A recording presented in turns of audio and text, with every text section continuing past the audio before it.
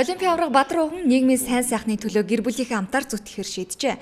Тэрээр эмэгтэйчүүдэд тулгардаг үргүүдлийг мэрэгжлийн түвшинд эмчлэх багаас бүрдсэн өөжин мэд үр шилжүүлэн суулгах эмнэлгийнхээ нээлтийг өнөөдөр хийсэн юм а. Хүн болгон аж аргалтай байх болтугай гэж өрөөгөөд Монголын маань урс, Японы урс, дэлхийн урс төм бөмбөг болох болтугай гэж өрөөгөөд өөжин мэд эмнэлэг маань нээлтийг өгдөө.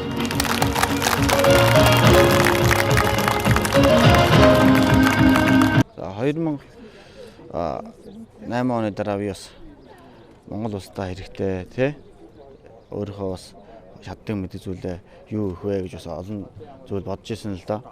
Тэгээд 2009 онд давд орж авраг маань намайг Японд урьсан.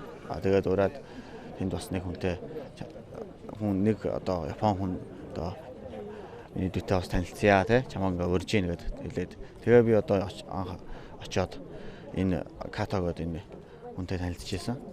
Тэгээ энэ хүн бол бас бокс спортыг бол маш сонирхдаг. Яг миний жинг одоо маш дэмждэг юм хүн байсан л да. Тэгээд намайг бас надад тодорхой хэмжээний санал тавиад би тэрийг зөвшөөрсөн чинь тэгвэл одоо миний чаддаг зүйл бол эмнэлгээ одоо чамд бас бэлэглэнэ гэж тест. Тэгээд тэр 2009 оноос хойш одоо боловсон хүчин одоо бусад зүйлийг одоо миний гэр бүл миний их нэрвтер бол одоо 2 сэтгэлээр энэ эмнэлгээ Монголд одоо оруулж ирье. Энэ одоо 6 жилийн өмнө яг тэг зориод ажиллаа эхлүүлжсэн бол одоо 6 жилийн дараа энэ нэмдэг ба нээгдээ зогсоод маш баяртай байна. Японы Kato Ladies Clinic гэх үр шилжүүлэн суулгах ажиллагаагаар дэлхийд алдартай эмнэлэг байдаг. Нэг өдөрт ихэд гадаа дотоодын 700-аад өвчтөн ханддаг байна. Олон улсад алдартай эмэгтэйчүүдийн эмнэлэг юм. Энэ эмнэлгийнхэнтэй хамтран дэмжлэг авсны үндсэн дээр өөжин мэд эмнэлгийг босгож байгаагаараа онцлогтой байна. Өнөөдрийн арга хэмжээнд Японы алдарт Kato Ladies эмнэлгийн ерөнхий захирал болоод төлөөллүүд ирж оролцсон юм. Өөжин мэд эмнэлгийн хувьд 100% Монголын хөрөнгө оруулалтаар боссон, харин багарч тоног төхөөрөмж техникийг Японы тусламжаар авчээ. Цаашид Японы эмнэлгийнхэнтэй хамтран ажиллана. Хэдийгээр Японы тусламжтайгаар босч байгаа ч өөжин мэд үр шилжүүлэн суулгах төвд Монголын эмчнэр ажиллана гэдгийг онцлолоо. Гэхдээ энэ бол шалгарсан эмнэлэг болохоор би бол маш их баяртай байгаа. Японы эмнэлэг гэдэг нь Япончууд ч одоо нангаахаараа дэлхийд одоо алдартай. Тэр дотроо бол энэ өргүүдийн чиглэлээр бол номер 1 гэдгээр бас онцлогтой. Сүүлийн жилүүдэд өргүүдэл зөвхөн монголчууд төдийгүй дэлхийн хэмжээний асуудал болжээ. Тухайлбал дэлхийн хүн амын 15% нь өргүүдлийн асуудалтай гэх судалгаа бий. Монголчуудын хувьд өргүүдлийг эмчлэхэд дор хаяж 5-6 сая төгрөг шаардлагатай болдог байна.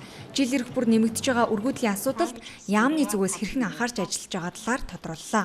За яг өнөөдрийн барьж байгаа бодлогоор бол гадаад орнд дэмжлүүлээд ирсэн заавал залуу гэр бүлүүд гэхгүй ер нь Монгол орнд дэмжлэгдэх боломжгүй тусламж үйлчилгээний тодорхой хувийг төрөөс эргүүлэн олгодог байгаа. Тэр журмыг л бид баримтлаад үйл ажиллагаа хийж байна.